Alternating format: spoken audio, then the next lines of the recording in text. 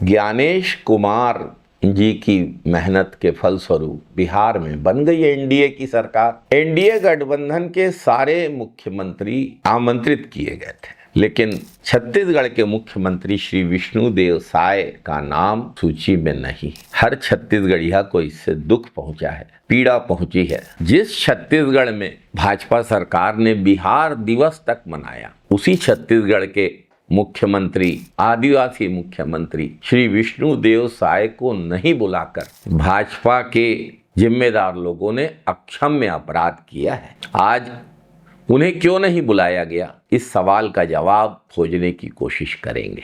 नमस्कार साथियों,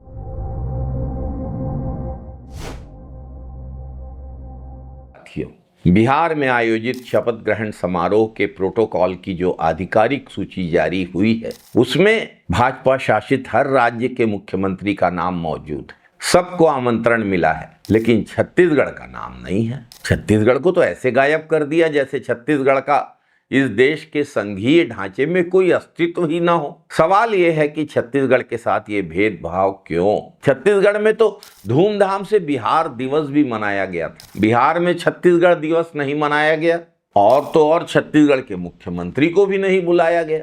जैसे दूध में पड़ी मक्खी को निकाल के फेंका जाता है, इस तरीके से छत्तीसगढ़ को अलग कर दिया गया। क्या यही है एनडीए की एकता और समानता? छत्तीसगढ़ में क्या होता रहा, इस पर भी बात करेंगे। प्रदेश में धान खरीदी की तैयारी को छोड़कर किसानों, एनएचएम कर्मचारियों, सहकारी समिति के कर्मचारियों की समस्याओं को सुनकर दूर करने की जगह, धान खरीदी की समस्याओं को दूर करने की जगह छत्तीसगढ़ की पूरी भाजपा सरकार बिहार में चुनाव प्रचार में लगी रही।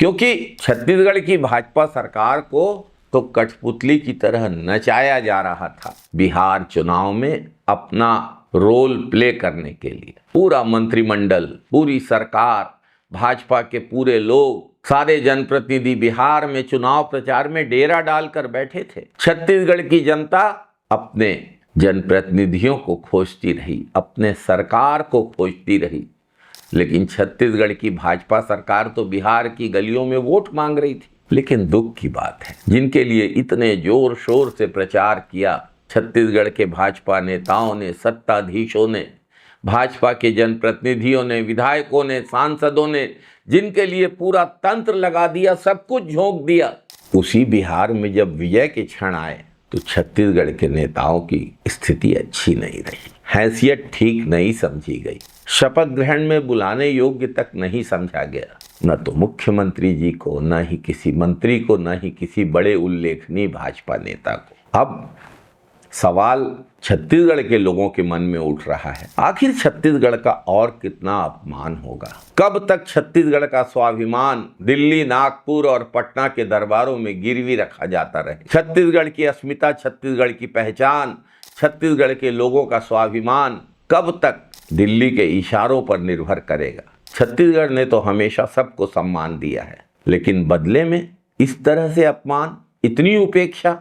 बिहार सरकार का शपथ ग्रहण का आयोजन स्पष्ट दिखाता है कि जो अपनी प्रतिष्ठा, अपने स्वाभिमान, अपने सम्मान की चिंता खुद नहीं करते, उनको दूसरे भी गंभीरता से नहीं लेते हैं। अब छत्तीसगढ़ को तय करने का समय आ गया है, सिर झुकाकर चलना है या स्वाभिमान के साथ, अंधभक्ति करना है या अस्मिता चाहिए? यह सवाल सिर्फ छत्तीसगढ़ की राजनीति का नहीं, छत्तीसगढ़ की अस्मिता का, पहचान का, स्वाभिमान का सवाल है। जय छत्तीसगढ़, जय जय छत्तीसगढ़, जय हिंद साथियों, वंदे मातरम साथियों।